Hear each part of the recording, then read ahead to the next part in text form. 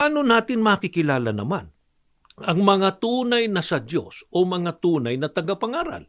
Ganito naman po mga kaibigan ng nakatala, Biblia pa rin po ang babasahin natin. Dito po sa unang Tesalonika, sa 2:3-4.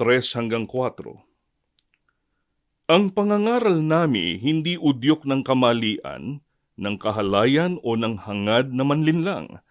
Minarapat ng Diyos na ipagkatiwala sa amin ang mabuting balita, kaya nangangaral kami upang bigyang kasiyahan hindi ang tao, kundi ang Diyos na nakasisiyasat ng ating puso.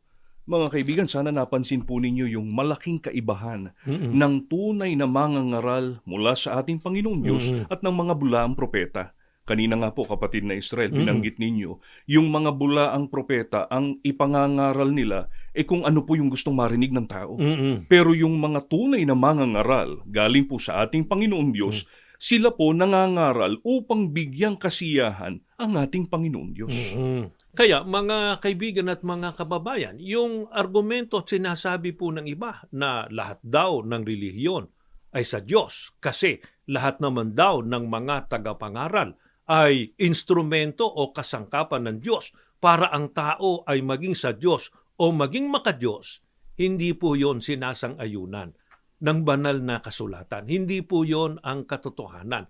Ang tunay na tagapangaral po ang itinuturo mga aral at kalooban ng ating Panginoon Diyos. At yun ang dapat nating pakinggan. Yun po ang dapat nating tanggapin. Kaya